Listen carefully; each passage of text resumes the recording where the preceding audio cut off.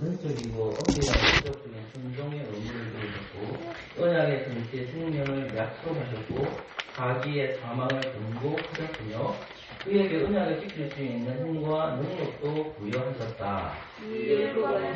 타락한 후에도 여전히 의에 관한 언어나 법칙이었고 하나님께서는 이 법과 같은 의의 법칙을 시내산에서 십계명으로 주시고 두 돌판에 새기셨다. 첫 4계명들은 하나님을 향한 우리의 의무를, 나머지 6계명들은 사람을 향한 우리의 의무를 담고 있다. 보통 도덕법이라 불리는 이 법 외에도 하나님께서는 미성숙한 교인 이스라엘 백성에게 여러 예표적인 규례들을 담고 있는 의식법을 가까이 주셨다. 이 의식법의 한 부분은 그리스도와 그분의 은혜와 활동과 고난과 은덕들을 예표하는 예배에 대한 것이고 또 한 부분은 도덕적인 의무에 대한 교훈을 제시한다. 모든 의식법은 새 언약 아래서는 이제 폐지되었다. 하나님께서는 정치 조직체이기도 한 이스라엘 백성에게 여러 가지 재판법도 주셨는데 이것은 그 백성의 신분과 더불어 폐지되었다. 이제 이 법은 일반적인 공정성이 요구하는 것 말고는 누구에게도 더 이상 구속력을 지니지 않는다. 도덕법은 어렵다함을 받은 자들이나 그 밖의 사람들까지도 순종하도록 정해져 있다. 즉 그 안에 담겨있는 내용의 입장에서뿐만 아니라 그 법을 주신 창조주 하나님의 권위의 관점에서 보더라도 그러하다. 그리 쪽에서 또 복음에서 이 법의 부족력을 조금 해소하지 않으셨고 오히려 크게 강화하셨다. 참 신자들은 행위 언약으로서의 율법 안에 있지 않고 그 법에 의해 의로워지거나 심판받지는 않는다 하더라도 이 법은 자기에게나 타인에게 크게 유익하다. 이는 이 법이 삶의 법칙으로서 그들에게 하나님의 뜻과 그들의 의무를 알려주고 그들의 본성과 마음이 삶이 죄로 오염되어 있다는 것을 더 발견하게 되어 그들이 법대로 행하도록 지시하고 정하기 때문이다. 마찬가지로 그들은 이 법으로 자신을 살핌으로써 더욱더 죄를 묵신하며 죄 때문에 겸손해지고 죄를 미워하게 되고 자기들이 그리스도를 필요로 한다는 것과 그분의 완전한 순종을 더욱더 분명하게 직하게 된다. 제가 이렇게 얘기하면요. 마찬가지로 율법은 중생한 자들에게도 쓸모가 있고 이 율법이 죄를 금함으로 그들의 백성을 제하기 때문이다. 그리고 율법의 이어표는 비록 그들의 이 율법에서 중고한 저주에서 자유함을 얻었다 하더라도 그들이 죄로 인해 받아야 할 마땅한 벌이 무엇인지 자기들이 죄 때문에 어떤 환난을 현세에서 당하게 될지를 보여주는 데 불과하지 않다. 마찬가지로 그 법의 약속들은 하나님께서 순종을 인정하시는 사실과 행위 언약으로서 율법에 의하여 그들의 몫으로 이 복들이 주어진 것이 아니라 해도 그 법을 준행함으로 어떤 복들을 기대할 수 있는지를 보여준다. 마찬가지로 법이 선을 장려하고 악을 범하기 때문에 어떤 사람이 선을 행하고 악을 멀리한다 하여도 이것이 그가 율법 아래 있고 복음 아래 있지 않다는 증거가 될 수 없다. 시작 다시 볼까요? 시작. 위에서 말한 율법의 여러 용도로 복음의 은혜에 배치되지 않으며 오히려 복음과 순조롭게 범한다. 그리스도의 성령께서 사람의 의지를 복종하게 하시어 율법에 계신 하나님의 뜻이 요구하는 말을 자유롭고 기꺼이 행할 수 있게 하시기 때문이다. 오늘 6항 말씀을 보겠습니다. 하나님의 법에 관한 것은 1항부터 7항까지 정리가 되어 있습니다. 조금 복습을 하면 1항은 하나님께 최초로 아담에게 법이 있었는데 하나님의 나라를 세우기 위해서 죄를 범하기 전에 아담이 주신 법이 있습니다. 이것을 1항에서 설명하고 있고 두 번째 항을 보면 타락한 후에도 이제 하나님께서는 그들에게 법을 주셨다는 겁니다. 그래서 그 법 자체가 도덕법을 가리킵니다. 3항은 뭐냐면 이 의식법인데 도덕법과 의식법인데 3항은 의식법을 설명하고 있습니다. 이 의식법이 우리가 예를 들었던 것이 성막과 성전도 이제 의식법이거든요. 그리고 구약의 제사들도 의식법에 포함되는데 대강 우리가 이제 제사를 드리지 않죠. 그러나 그것들이 가지고 있는 정신은 거스를 지키고 있습니다. 그런데 이 구약시대에 정해졌던 의식법은 오늘은 행하지 않습니다. 왜냐하면 그리스도께서 언제나 그 율법을 성취하셨기 때문에 그렇고 그래서 율법을 성취하시고 더불어서 율법적 의미도 함께 동반된다는 것을 여러분들 제가 언식법을 설명했습니다. 그리고 네 번째는 뭐냐면 이스라엘 백성들이 무리에도 진행하기 때문에 그들의 의와 분노로 행하기 위해서 하나님께서는 재판장을 세우시죠. 그게 집권자일 수도 있고 장로들일 수도 있습니다. 그리고 또는 백부장, 시부장을 낼 수 있는데 재판법을 주셔서 이스라엘에게 죄를 다스리는 그 재판법을 주셨다는 것이 사항에 대한 설명입니다. 5항은 뭐냐면 그 도덕법이 끊어지지 않고 계속해서 이제 그리스도 안에서 이어지고 있다는 것을 설명하고 있습니다. 자, 그런데 6항은 이제 나오는 것이 도덕법에 대한 유익들이거든요. 그래서 6항이 상당히 길지만은 한 번만 더 읽고 제가 설명하도록 하겠습니다. 같이 읽을까요, 그럼요? 시작. 참 신자들은 행위나 소유의 율법 안에 있지 않고 그 법에 의해 의로워지거나 심판받지는 않는다 하더라도 이 법은 자기에게 타인에게 크게 유익하다. 이는 이 법이 삶의 법칙으로서 그들에게 하나님의 뜻과 그들의 의무를 알려주고 그들의 본성과 마음과 삶이 죄로 오염되어 있다는 것을 더 발견하게 되어 그들의 법대로 행하도록 지시하고 정하기 때문이다. 마찬가지로 그들은 이 법으로 자신들을 살핌으로써 더욱더 죄를 확신하게 되며 그 때문에 겸손해지고 죄를 미워하게 되고 자신들이 그리스도를 필요한다는 것과 그분의 완전한 순종을 더욱더 분명하게 지키게 된다. 마찬가지로 율법은 중생한 자들에게도 쓸모가 있는데 이는 율법이 죄를 범함으로 그들의 육체성을 제거하기 때문이다. 그리고 율법의 이것들은 비록 그들이 율법에서 강구한 조치에서 자유함을 얻는다 하더라도 그들의 죄를 받아야 할 마땅한 것이 무엇인지 자기들의 죄 때문에 어떤 한나라의 현세에서 당하게 될지를 보여주는데 이바지 않는다. 마찬가지로 그 법의 약속들은 하나님께서 순종을 인정하시는 사실과 행위 언약으로서의 율법에 의하여 그들의 몫으로 이 복들이 주어지는 것이 아니라 해도 그 법을 준행함으로 어떤 복들을 기대할 수 있는지를 보여준다. 마찬가지로 법이 선을 장려하고 악을 금하기 때문에 어떤 사람이 선을 행하고 악을 멀리한다 하여도 이것이 그가 율법 아래 있고 복음 아래 있지 않다는 증거가 될 수 없다. 도덕법에 가지고 있는 유익들에 대해서 공부를 하도록 하겠습니다. 본문 하나만 보도록 하겠습니다.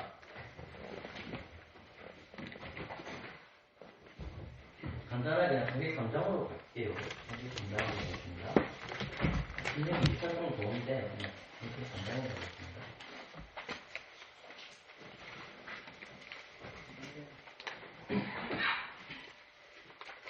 한 구절만 우리가 찾아서 읽도록 하겠습니다.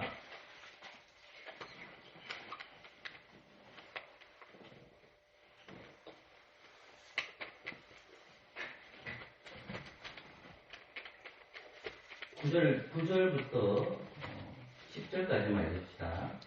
창세기 3장 9절에서 10절까지입니다. 시작. 여호와 하나님이 아담을 부르시며 그에게 이르시되 내가 어디 있느냐 가로되 내가 문에서 하나님의 소리를 듣고 내가 그것으로 두려워하여 숨었나이다. 아멘. 4장으로 넘어가겠습니다.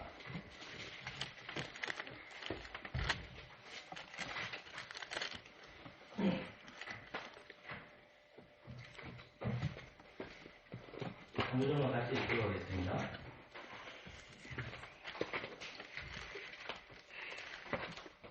5절, 6절 같이 읽을까요? 4장 5절, 6절 시작. 가인과 아벨으로 연락지 아니하신지라 가인이 심히 분하여 안식이 변하며 여호와께서 가인에게 이르시되 내가 분함은 어찌미며 안식이 변함은 어찌미며. 아멘.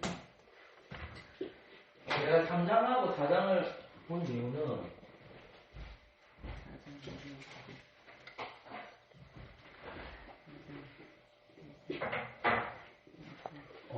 봅시다. 일단 우리가 그쪽으로 시선을 드리겠습니다.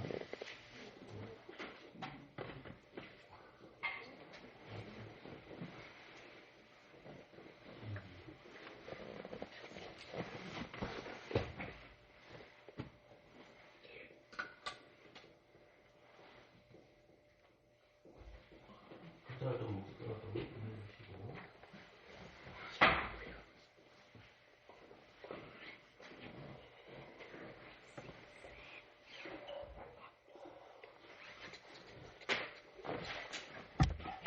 언약은 아담이 하나님과의 맺은 언약이죠. 이렇게 되죠. 또 행위 언약은 누가 들어갑니까? 예수 그리스도가 들어가죠. 자, 그러면 타락전에도 하나님께서 그들에게 아담에게 뭘 주십니까? 하나님의 뭘 주죠? 법을 주시죠. 똑같이 행위언약을 맺은 예수 그리스도에게도 뭡니까? 죄를 다스릴 수 있는 법을 주시죠. 쉽게 설명하는 겁니다, 제가. 자, 그런데 타락법을 봅시다. 타락법에서 동일하게 하나님께서 그들에게 뭘 주시냐면 법을 주십니다. 이 법을 조금 우리가 이렇게 보다 했죠. 뭐라고 했죠? 이거를 제가 율법이라고 했습니다. 자, 그러면 은혜 언약에서 두 가지로 나눠진다고 했습니다. 그죠? 그 법이 하나는 뭐죠? 그건 도덕법이죠.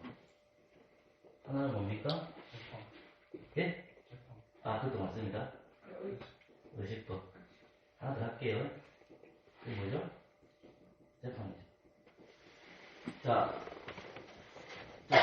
우리가 지금 살펴보는 본문이 뭐냐면 제가 구약 본문을 선택을 했기 때문에 하나님께서는 하나님의 나라를 세우기 위해서 어떤 제도를 주시는데 그것을 가르쳐 법이라고 합니다. 법. 이 법을 주시는 거예요. 타락전에도 하나님 동시에 아담이 뭐냐면 법을 주셔서 하나님 나라를 다스리게 하는 거죠. 그 법이 뭐냐면 뭘 먹지 말라는 겁니까? 선악과 나무를 먹지 말라는 거죠. 이 하나님 주신 법이죠. 그런데 예수님께서는 뭐냐면 행위법이 뭐냐면 구약의 모든 율법을 다 성취하시는 거거든요. 뭐를 통해서? 행위를 통해서 율법을 성취하시는 거예요. 그러니까 하나님의 나라를 세우기 위해서 그리스도께서도 그 행위를 통해서 하나님 주신 법을 성취해 나가는 거죠. 그죠? 오늘 부분 말씀을 보면 이제 이 도덕법이라는 설명이거든요. 그러면 도덕법에 대해서 어떤 영속성을 가지고 있는 스승을 하기 위해서 하는 건데, 자, 제가 본문을 들었던 것이 본문이 창세기 몇 편이었습니까? 3장을 들었죠. 하나는 뭡니까? 창세기 하나이었죠. 창세기 3장은 타락전입니까? 타락입니까? 아직까지는? 타락? 전과 후로 나누죠. 그죠? 이건 어떻게 되냐? 타락? 후입니다. 이렇게 됩니다. 그러면 타락 후에 대한 죄가 들어갔고 죄의 결과로 말하면 뭐가 들어옵니까? 사망이 들어오는 거죠. 누굴 죽였죠? 왜? 가인이 아벨을 죽였고, 여기 죄가 들어오는 것은 남자와 여자가 연합해서 무엇을 지었죠? 죄를 범하는 거죠. 뭐? 하나님 말씀을 어긴 거죠. 하나님 뭘 어긴 거죠? 하나님 법을 어긴 거죠. 이해되셨죠? 그럼 하나님 법을 어긴다는 것은 행위로 하나님 앞에 구원을 이루어야 되는데 그 행위에서 아담과 여자가 뭐죠? 실패한 거고. 여기서는 이제 행위 언약이 아니고 어디로 들어가는 거죠? 노래 들어가니까 이쪽이 아니죠. 가인은 은혜 언약 안에서 뭐가 일어난 거죠? 살인이 일어난 거죠. 그럼 살인이 일어났다는 것은 뭐가 먼저 있었기 때문에 그렇죠? 죄의 결과로 뭐가 일어난 거죠? 사망이 나오는 겁니다. 이해되시겠죠? 자, 그런데 자, 하늘 봅시다. 이제 보세요. 읽어야 되기 때문에. 자, 삼신자들은 행위 언약으로서 율법 안에 있지 않고 있죠. 자, 그럼 보세요. 삼신자들은 행위 언약으로서의 율법 안에 있지 않고 이 말은 보세요. 요 언약은 행위 언약은 누가 하는 거죠? 아담을 하는 거죠. 이해됐죠? 그러면 결국은 이 말은 무슨 말이냐면 행위 언약으로서의 율법 안에 있지 않고라는 말은 어떤 시대란 말입니까? 구약시대 맞습니다. 구약시대 정말 맞습니다. 은혜의 시대라는 거죠. 이해되십니까? 행위 언약이 아니라 은혜 언약의 시대라는 말입니다. 그럼 은혜 언약의 시대에 보세요. 행위 언약으로 통해서 율법이 있다는 말이 아니에요. 자, 행위 언약이 있습니다. 행위 언약 안에 뭐가 있다는 말입니까? 율법이 있다고 합니다. 행위 언약이 있는데 율법이 있어요. 그러면 행위로 어디 이룰 수 있는 거죠? 구원에 이르게 되나? 우리 중 그런 사람 있습니까? 없죠. 그러니까 행위 안에 있다는 말은 바깥 생각하면 우리 어느 시대에 있다는 말입니까? 은혜 시대에 있다는 말입니다. 이해됐죠? 왜냐하면 행위로 구원에 이룰 수 없기 때문에. 누가 실패했기 때문에? 아담이 실패했잖아요. 그러니까 하나님께서 약속하신 누가 행위를 성취해 주셔야 되는 거예요.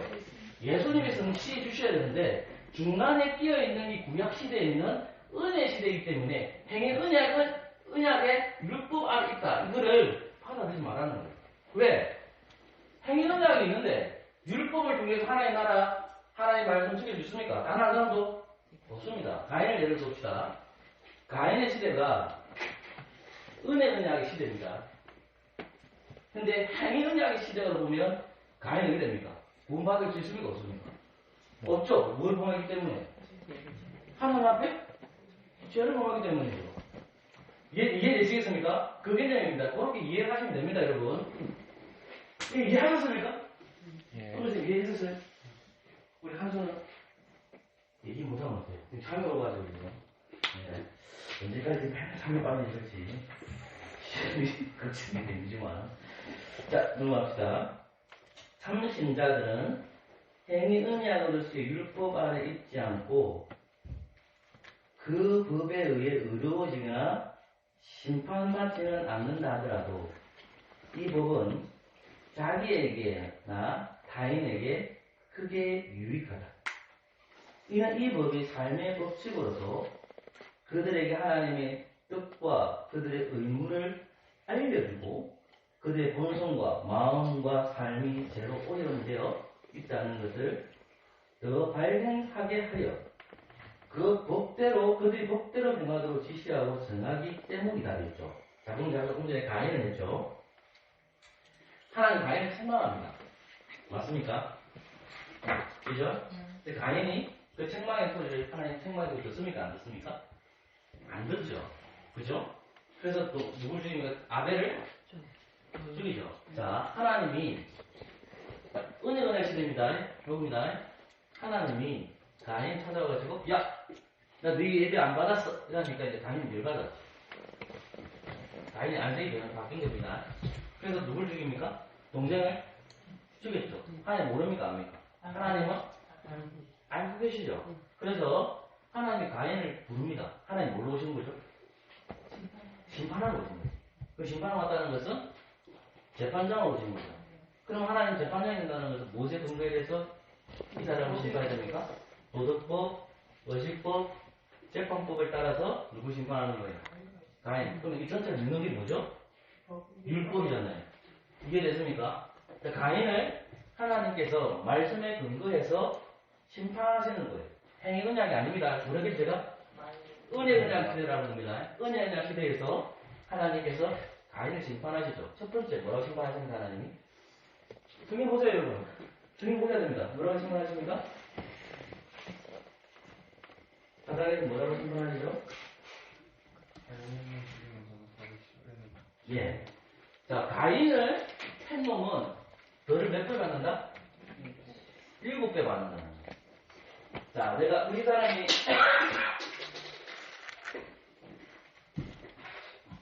가인을 칩시다. 제가 지나가다가 가인을 해는 거예요.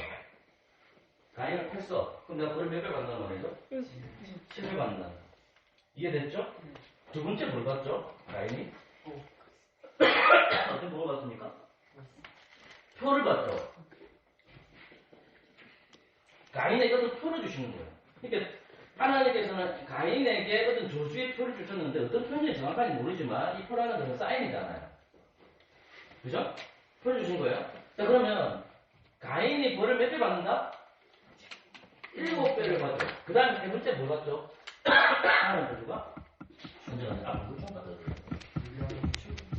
유리한다는 거야. 유리한다는 뜻이 뭐죠? 나그네 생활하는. 자, 그러면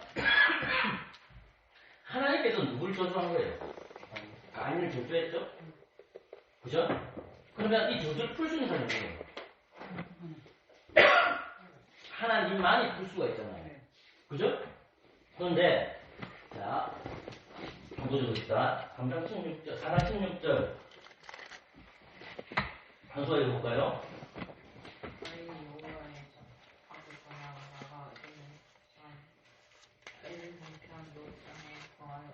아멘.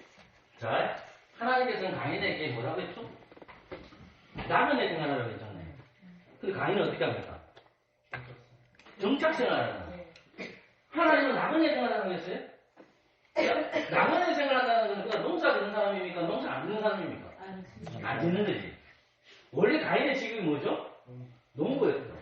아담의 직업이 뭡니까? 농부였단 말입니다. 근데 아버지 대를 이어서 가인이 농부가 되었어요. 근데 죄를 범하게 된 하나님께 너 농사 짓지 마. 땅이 조져받았으니까. 너는 유리하는 자가 돼야 돼. 너는 나그네 생활해야 돼. 그럼 나그네 생활할 때에 대적들이 많을 건데 걱정할 필요가 없죠. 왜? 자기가 표가 있고 나를 심판한 놈은 벌을 7배를 받아야 돼. 누가 건들겠어요? 표도 있는데 아무도 안 건들겠죠. 그러니까 이 사람은 유리하는 자가 되고 뜻으로 생각해야 되는데 말씀을 딱 보니까 3장 16절에 보니 그 노 땅이 되었다는 정착했다는 말입니다. 자, 그러면 보세요. 가인은 하나님의 말씀을 들었습니까? 안 들었습니까? 안 들었죠. 그러면 이 세 가지는 가인은 뭐가 되는 거죠? 오늘 이 교리문답서라면 삶의 뭐가 되죠? 삶의 법칙이 되는 거예요. 이 세 가지가 삶의 법칙이에요. 하나님께서는 가인을 살리기 위해서 이 법을 주신 거죠. 그죠? 근데 가인은 이 법을 하나님 주신 법이 하나님 주신 이 말씀을 따라서 살아야 되는데 그렇게 살기가 싫은 거야. 이해되시겠죠? 삶의 법칙이 돼. 그럼 율법은 뭐냐? 율법은 구약 시대에 있는 우리 십기성경에서 구약 시대에 있는 은혜 시대에 살아가는 구약 시대의 백성들에게 하나님께서 율법을 주신 것은 뭐냐면 이 율법 자체가 뭐가 된다고? 이스라엘 백성들에게 삶의 법칙이 된다는 거죠. 이해되겠습니까? 그러면 신약 시대에 살아가는 우리에게도 이 구약 말씀이나 이 신약 말씀이 교회에게도 어떻게 돼야 됩니까? 삶의 뭐가 되죠? 법칙이죠. 그러면 삶의 법칙이라는 것이 행위 언약 아래에 있는 겁니까? 은혜 언약 안에 있는 겁니까? 은혜 언약 아래에 있는 거라고. 그 왜 은혜 언약 안에 있는 게 중요한 걸까요? 예수님은 삶의 법칙이 되기, 예수님이 삶의 법칙이 되야 돼. 그럼 예수님이 뭐가 돼? 행위 언약 그 자체가 되야 돼. 예수님의 행위를 통해서 하나님의 말씀을 그대로 지켜나가는 거예요. 그리고 구원을 받아서 예수님이 하나님을 올라갔다고. 그리고 이 땅에 뭘 보내주시는 거죠? 성령님을 보내주셨잖아요. 교회 보내주셨다고. 그럼 교회는 구원의 조건으로 법을 지키는 게 아니라고. 구원받은 거죠? 구원받은 결과라고 해요. 구원의 조건으로 율법의 삶의 법칙을 지키는 게 아니라고. 한 사람은 지킬 수가 없어, 우리는요. 우리는 성령님 안에서 구원받은 결과로 보이는 거예요. 하나님의 율법을 지키는 거예요. 그러면 구약시대에 나온 이 율법 자체는, 율법은 계속해서 누구에게 인도합니까? 이 법이 계속해서 최종적으로 인도하는 누구죠? 누구에게 인도해 줍니까? 예수 그리스도에게 인도해 주는 거예요. 율법이 어디까지 인도하냐면 예수 그리스도에게 인도해 주는 거예요. 그러니까 이스라엘 백성들의 삶의 법칙이 뭐가 되냐면 율법이 그들의 삶의 법칙이 돼요. 그러면 신약시대 살아가는 우리가 성령의 시대 살아가고 있잖아요. 우리 신약시대 살아가니까 이 구약 필요가 없네? 야, 우리 신약만 하자. 아니죠. 하나님의 율법의 정신이 그리스도를 통해서 그려졌기 때문에 구원받은 결과로서 구약의 율법을 지켜야 되는 거 지키지 말아야 됩니다. 지켜야 된다고. 예를 들면 안식일 지키라. 이게 주의 점수라고 해요. 우리는 그리스도께서 지키신 것처럼 우리 또한 주를 지켜야 되는가 안 지켜야 됩니까? 지켜야 된다는 말입니다. 왜? 구원받은 결과로서 주의를 지키라고 말씀하고 있기 때문에. 그걸 얘기합니다. 이해되시겠죠? 조금만 더 넘어갑시다. 그게 설명 다 거다, 여기. 자, 봅시다. 이는 이 법의 삶의 법칙부터 읽을게요. 이는 이 법의 삶의 법칙으로서 그들에게 하나님의 뜻과 그들의 의무를 알려주고 그들의 본성과 마음과 삶이 자체로 오염되어 있다는 것을 더 발견하게 하여 그들이 법대로 행하도록 지시하고 또 정하기 때문이다. 마찬가지로 그들은 이 법으로 자신을 살핌으로써 구약시대 사람들이죠. 율법, 도덕법을 통해서 누구를 살피는 거죠? 자기 자신을 살핀다는 말입니다. 하나님 주신 은혜인 거예요. 율법을 주신 것이 내가 어떤 존재인지를 깨닫게 하신단 말입니다. 되면 죄 때문에 겸손해지고 죄를 미워하게 되고 자기들이 그리스도를 필요하다는 것과 그분의 완전한 순종을 더욱 분명하게 직하게 된다. 왜냐하면 구약시대 사람들은 이 율법을 지킬 수 없다는 것을 최종적으로 알까 모를까요? 압니다. 그러면 율법은 결국 누구에게 인도하는 거예요? 율법은 교사죠. 율법이 우리를 구약 성도예요. 율법이에요. 율법이 구약 성도를 찾고 어디 들어갈까요? 예수님에게 들어가는 거예요. 근데 내가 성경 보세요. 요 잡았는데 이 율법은 하나님 주신 법이니까 성도가 이걸 버리면 됩니까? 버리는 순간 어디죠? 자기가 어떤 존재인지 몰라요. 그러니까 하나님께서 율법을 주신 것은 뭐냐면 이 성도를, 이 구약 백성을 살리기 위해서 뭘 주신 거예요? 율법을 주신 거죠. 그 율법은 이 사람을 잡고 어디 가죠? 쌩긋 가는 거예요. 왜요? 예수님이죠. 이해되겠습니까? 예수님을 통해서 소망을 가지니까. 그걸 얘기하는 거예요. 그러니까 그는 율법을 통해서 우리가 하게 되는 게 뭐냐? 우리의 존재를 알죠. 우리 존재가 뭐냐? 한다는 죄인이라는 거예요. 우리는 율법을 지킬 수 없다는 것과 우리가 죄인이라는 사실을 깨닫게 되고 이 율법이 그리스도에게로 인도한다는 것을 이 교리문답에서 가르치는 거예요. 조금 더 갑시다. 마찬가지로 율법은 중생한 자들에게도 쓸모가 있는데 중생한 자들은 뭐냐면 그리스도를 통해서 우리 같은 구원받은 사람들, 거듭난 사람들을 가리키는 겁니다. 이유는 율법이 죄를 금함으로 그들의 부패성을 제어하기 때문이다. 그리고 율법의 이역들은 비록 그들이 율법에서 견고한 존재의 자유함을 얻었 하더라도 그들의 죄로 인해 받아야 할 마땅한 벌이 무엇인지 자기들이 죄 때문에 어떤 한란을 현세에서 당하게 될지를 보여주는데 이유하지 않는다. 마찬가지로 그 법의 약속들은 하나님께서 순종을 인정하시는 것과 인정하시다는 사실과 그 법을 준행함으로 어떤 복을 기대할 수 있는지를 보여준다. 마찬가지로 이 법이 선을 장량하고 악을 금하기 때문에 어떤 사람이 선을 행하고 악을 멀리한다 해도 이것이 그가 율법 아래 있고 복음 아래 있지 않다는 증거가 될 수 없다라는 겁니다. 무슨 말이냐? 구약과 신약 시대에 살아가는 사람들은 이제 은혜 언약 시대이고 은혜 언약 시대에 살아갑니다. 그럼 예수 그리스도를 믿는 모든 사람들에게는 예수 그리스도 하나님 아버지께서 그리스도를 통해서 우리에게 무엇을 보내주십니까? 우리 속에 이미 성령님을 원하시죠. 그럼 중생한 사람들은 똑같이 어떻습니까? 하나님의 율법의 말씀을 보는 거예요. 자, 그럼 그 율법의 말씀을 볼 때 나의 복개성을 볼까요? 못 볼까요? 봅니다. 내가 얼마나 타락한 존재라는 걸 동심적으로 알아요. 우리. 내가 완전할 수 없다는 것을. 그러니까 결국은 우리가 하나님께서 율법을 주시는 목적이 뭐냐? 구약이나 신약이든 간에 똑같은 거예요. 어떻게 보면. 내 존재가 어떤 존재인지 깨닫게 돼요. 여러분, 제가 칼럼에들 여러분들에게 적었지만은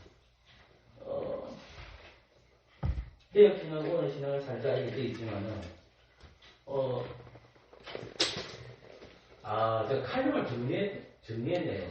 지난 이번 주 토요일 날에 2022년도에 내가 칼럼을 보니까 30몇 편을 했더라고요.